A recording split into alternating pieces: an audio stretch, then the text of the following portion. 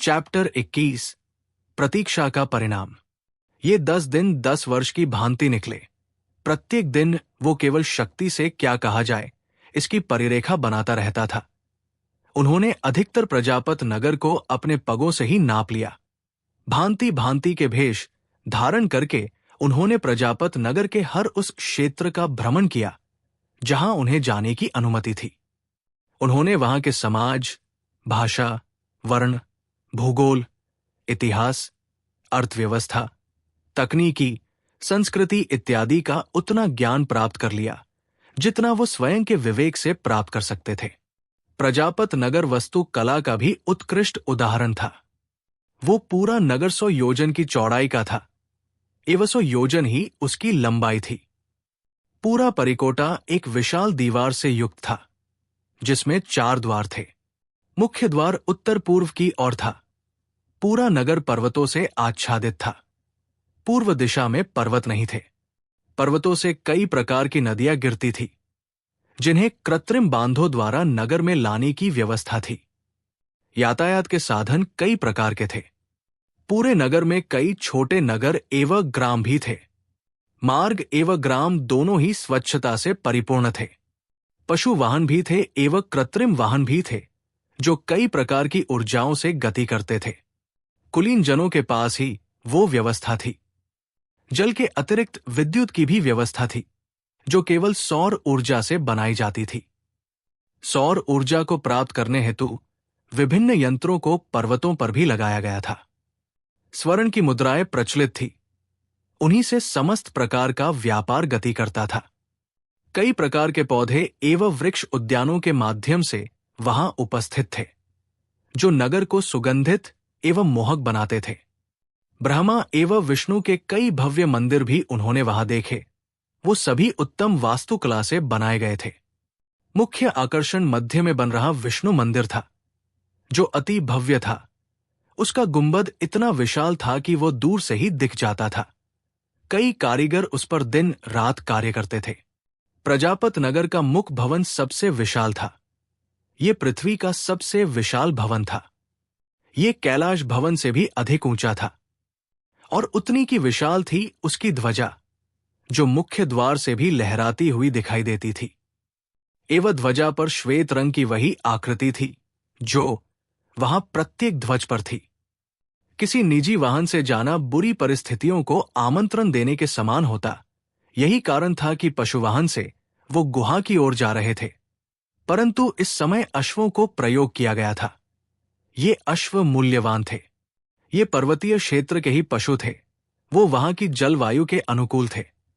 जितनी शीघ्रता से वो उन्हें गुहा स्थान तक पहुंचा सकते थे और कोई पशु ऐसा नहीं कर सकता था।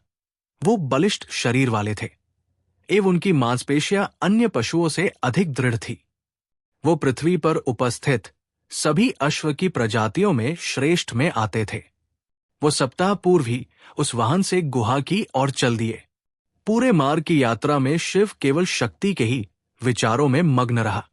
अंततः वो दिन आ ही गया जिसकी शिव को प्रतीक्षा थी। संध्या से ही उसकी हृदय गति बढ़ गई। सूर्य उदय के पूर्व ही शक्ति उस गुहा में पहुंचकर वहां मंत्रोच्चार करके एवं सूर्य को अर्घ्य देकर अपनी आराधना को पूर्ण करती थी। शिव के पास केवल रात्रि थी।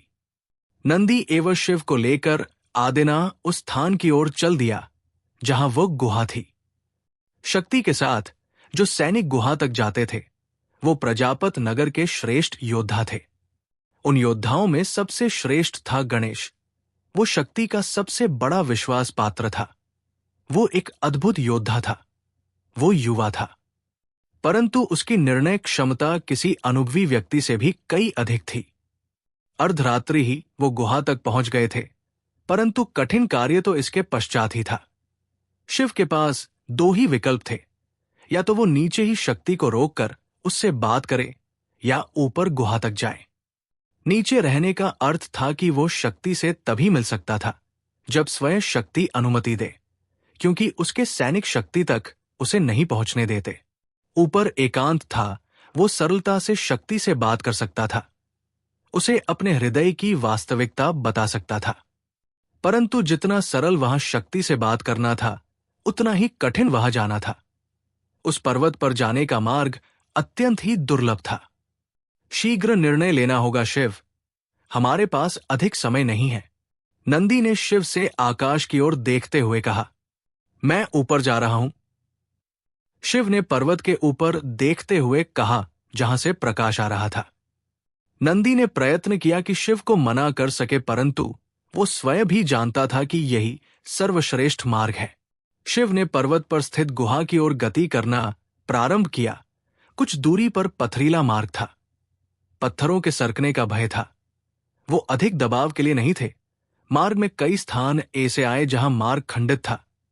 स्वयं को संतुलित करके ही आगे बढ़ा जा सकता था। हाथों व पैरों की अंगुलियों की सहायता से कई स्थानों पर आगे बढ़ना पड़ा। प्रेम व्यक्ति से किसी भी कार्य को करवाने में सक्षम होता है। असंभव लगने वाले कार्य भी प्रेम में पूर्ण कर दिए जाते हैं। अपने जीवन में शिव ने कभी किसी पर्वत पर चढ़ाई नहीं की थी, परंतु ये उसके हृदय में प्रेम ही था कि वो शक्ति से मिलने हेतु पर्वत पर चढ़कर उस गुहा में जा रहा था, जहां कोई अनुभवी भी जाने का साहस नहीं जुटा पाता था। यही कारण था कि वह स्थान इतना दुर्गम था। उसकी अंगुलियां पथरीले मार्ग में आए अवरुद्ध को पार करने में पत्थरों की सहायता लेने के कारण पीड़ा से भर उठी। उसके पैरों में कोई आवरण नहीं था। किसी भी प्रकार के जूते पहनने को आदिना ने मना कर दिया था, क्योंकि इससे पर्वत पर चढ़ना और भी कठिन हो जाता। यही कारण था कि नुकीले पठारों से पग भी लहूलुहान हो गए थे। उसका शरीर योद्धा की भांति नहीं था। उसकी त्वचा कोमल थी। पत्थरों की धार किसी शस्त्र की भांति थी, परंतु इन सबको वो अपने मस्तिष्क में नहीं आने दे रहा था। उसका हृदय केवल उस पल को अनुभव करना चाहता था, जो ऊपर गुहा में शक्ति से मिलने के पश्चात आने वाला था। सभी बाधाओं को पार करता हुआ अंततः वो गुहा में पहुंच गया। सामने ही वो पिंड रखा हुआ था, जिसमें से वो प्रकाश निकाल रहा था। उस स्थान पर असीम शांति थी। पर्वत पर चढ़ते समय वायु के पर्वत से टकराव का जो स्वर उत्पन्न हो रहता, वो उस गुहा में नहीं था। गुहा के कोने में एक रिक्त स्थान था। शिव वहां बैठ गया। उसका शरीर पीड़ित था। हाथ व पैर इतनी दुर्लभ चढ़ाई के कारण कंपित हो रहे थे। हृदय की गति असंतुलित थी। श्वास तीव्र गति से चल रही थी और शक्ति की प्रतीक्षा इन सबको दोगुना कर रही थी। वो भविष्य में होने वाली घटनाओं की प्रायिकता निकाल ही रहा था कि उसे कुछ स्वर सुनाई दिए। स्वर की आवर्ती बढ़ती जा रही थी। वो मंत्र थे और ध्वनि शक्ति की थी। शिव उस ध्वनि को कैसे भूल सकता था। शीघ्र ही शक्ति ने गुहा में प्रवेश किया। प्रवेश करते ही उसकी दृष्टि शिव पर पड़ी। आश्चर्य करने वाली बात यह थी कि वो चकित नहीं हुई। उसने मंत्रों के उच्चारण में किसी भी प्रकार का विराम नहीं आने दिया। उसने कमर पर एक पोटली बांधी हुई थी। उसी पोटली में से उसने एक मिट्टी का बना हुआ पात्र निकाला। वो उस पिंड के पास आकर बैठ गई।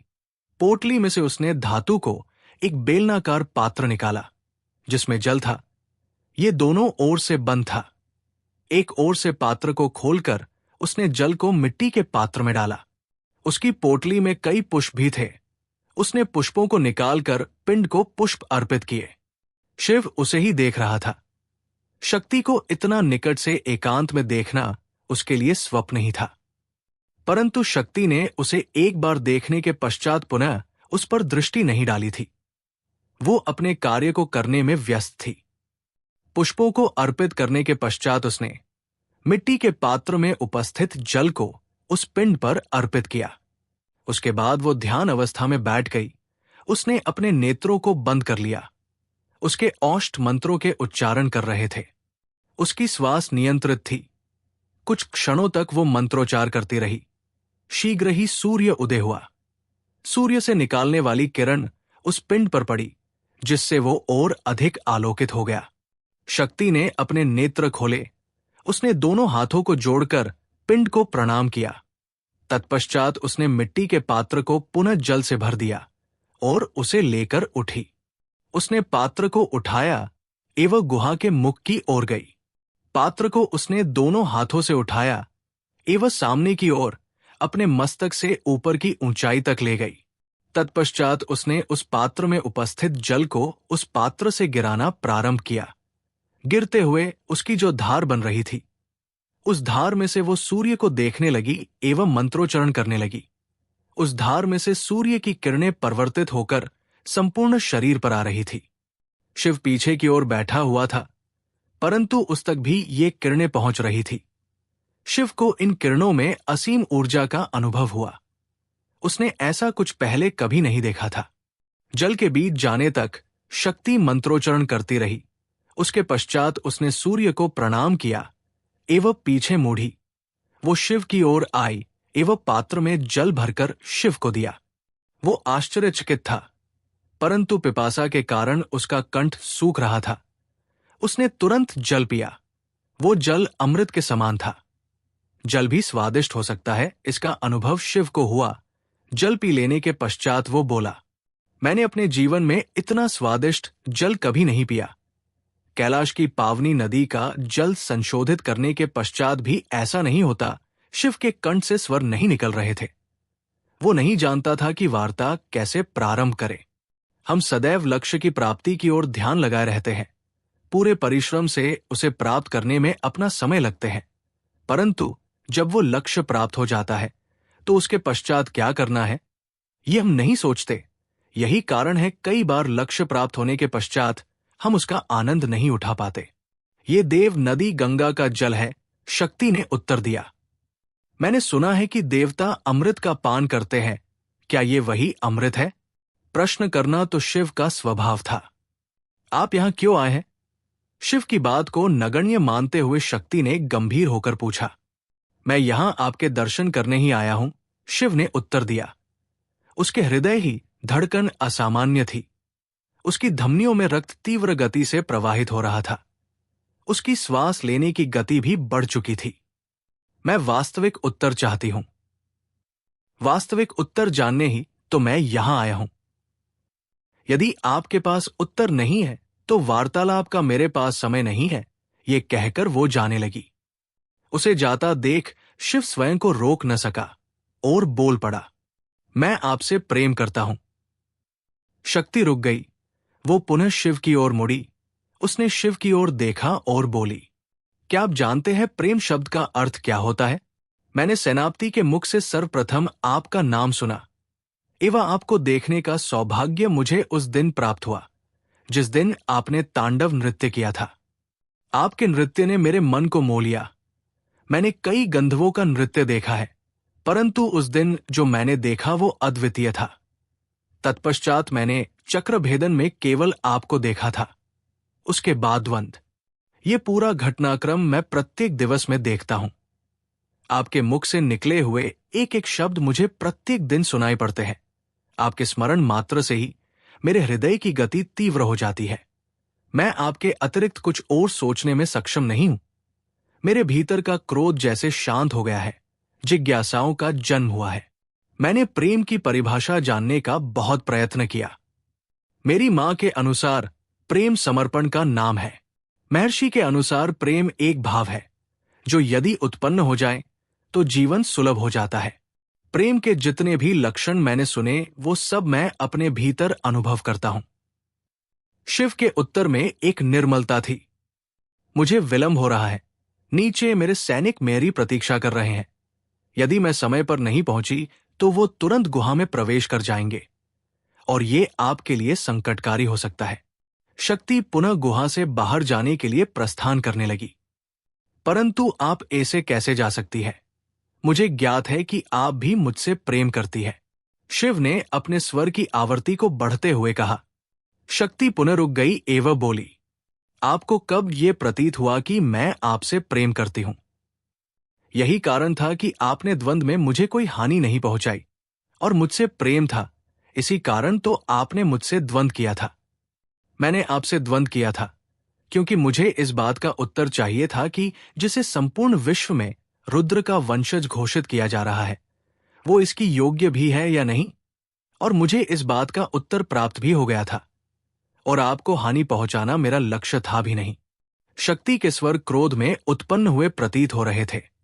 वो अपनी बात को संपन्न कर ही रही थी कि शिव बोल उठा, मुझे ये तो ज्ञात नहीं है कि मैं रुद्र का वंशज हूं या नहीं, परंतु मैं कैलाश का राजकुमार हूं, पृथ्वी की सबसे उन्नत सभ्यता। हमारे पास धन धान्य की कोई कमी नहीं है। स्वर्ण से हमारे वस्त्र सुसज्जित होते हैं। अनेकों ऐसे मणियों को हम दैनिक जीवन में धारण करते हैं, जिनको देखना भी कई जनों को अपने जीवन में सुलभ नहीं है। यहां मैं अपने साथ उन आभूषणों को नहीं ला पाया, अन्यथा आप भी उन पर मोहित होने से न रह पाती। इतनी विकसित एवं कुलीन समाज के राजकुमार के प्रेम का तिरस्कार आप किस प्रकार कर सकती है? शक्ति स्मित होकर बोली, यही है आपके प्रेम की परिभाषा। जिन मणियों और आभूषणों को आप इतना महत्व दे रहे हैं, उन्हें मैं धूल से भी तुच्छ मानती हूं। वो केवल व्यक्ति के अहंकार को बढ़ाते हैं, जैसे आपके भीतर अहंकार रूपी राक्षस है। जिन आभूषणों का रुद्र ने त्याग किया, उन्हीं का वंशज आज उन्हें सम्मान देता है, आवश्यक समझता है। ये भाव ही इंगित करता है कि आप किस प्रकार का चरित्र रखते हैं। मैं धन संपदा की लालची नहीं हूं, नहीं, मैं गंधर्व या अप्सरा हूं, जो आपके आभूषणों और आपके रूप धन पर मोहित हो जाऊंगी। शिव को आघात हुआ, परंतु वो शांत नहीं रह सकता था। वो बोला, परंतु यदि मैं रुद्र के समान नहीं हूं, तो ये मेरा दोष नहीं है। मैं तो केवल आपसे प्रेम करता हूं। उस प्रेम में कोई अशुद्धि नहीं है। केवल आपसे प्रेम की आशा लेकर ही मैं अपने जीवन को कष्ट में डालकर प्रजापत नगर आया। यहां इस प्रकार का जीवन व्यतीत किया जैसा मैंने कभी नहीं किया। एक ओर आप कहते हैं कि आप प्रेम करते हैं, और दूसरी ओर आप प्रेम में आने वाले कष्टों का वर्णन करने लगते हैं। यही कारण है कि मैं आपसे कह रही हूं कि आप जीवन की वास्तविक परिभाषा अभी नहीं समझे हैं। आप भोग विलास को जीवन मानते हैं। अभी तक हर वो वस्तु आपको प्राप्त हुई जिसकी आपने मनोकामना की, परंतु मैं कोई वस्तु नहीं हूं। शक्ति ने स्पष्ट उत्तर दिया, तो क्या आप मुझसे प्रेम नहीं करती? शिव का ये प्रश्न ही तो मूल प्रश्न था। मैं आपसे प्रेम किस प्रकार कर सकती हूं? हम दो ध्रुवों के समान हैं, और धन या सभ्यता या रूप हमें ध्रुव नहीं बनाता, अपितु हमारे विचार हमें दो विपरीत ध्रुव बनाते हैं। आदिना मेरा हितैषी है। प्रथम दिवस से मैं ये जानती थी कि आप प्रजापत नगर में हैं। आपकी प्रत्येक गतिविधि पर मेरी दृष्टि थी। मैंने ही उसे आपको यहां भेजने की युक्ति बताई थी। मुझे ऐसा लगा कदाचित आप प्रायश्चित करने आए हैं। जब मैंने कैलाश में आपके बारे सुना और आपको देखा, और द्वंद के पश्चात जो कहा, उससे मेरे मन में एक भाव उत्पन्न हो गया। मुझे लगने लगा कि मैंने आपके विचार जाने बिना ही आपको इतना कुछ कह दिया। वही सुनने के लिए मैंने आपको यहां आमंत्रित किया। परंतु अब मेरे मन में कोई शंका नहीं है। आप उन्हीं कैलाश वासियों के समान हैं, जो अहंकार में ही जन्म लेते हैं और अहंकार में ही मृत्यु को प्राप्त हो जाते हैं। रुद्र के वंशज कहे जाने वाले स्वयं रुद्र की पद्धति से विमुख हो चुके हैं, और आप इसका प्रबल उदाहरण हैं। और मैं ऐसे किसी जन से कैसे प्रेम कर सकती हूं, जिसका कोई अस्तित्व ही नहीं है, जो केवल धन, धान्य, भोग, विलास को ही अपना जीवन मानता है। आपकी अज्ञानता से स्पष्ट होता है कि आपसे बड़ा अज्ञानी इस पृथ्वी पर नहीं है। आपने इस पर जन्म लेकर केवल इसके कष्टों को बढ़ाया है। शक्ति क्रोधित हो चुकी थी और शिव स्तब्ध। तभी गणेश गुहा में प्रवेश कर गया। वो इतनी शीघ्रता से उस गुहा तक चढ़ सकता था कि देखने वाले स्तब्ध हो जाते थे। उसने शिव को वहां देखा तो वो क्रोधित हो उठा। उसने अपने हाथ को पीछे ले जाकर अपनी पीठ पर बंधी हुई तलवार को बाहर निकाला एवं बोला, आप पीछे हट जाइए देवी। नहीं गणेश, यहां कोई भय नहीं है। ये कुछ नहीं कर सकते। जब इनके हाथों में शस्त्र थे तभी ये कुछ नहीं कर पाए, तो निशस्त्र होकर ये क्या कर सकते हैं? ये केवल स्वर्ण आभूषणों को धारण करने वाले राजकुमार हैं। शक्ति ने गणेश को पीछे हटने को कहा एवं गुहा से बाहर आ गई। शिव वही था गुहा के भीतर।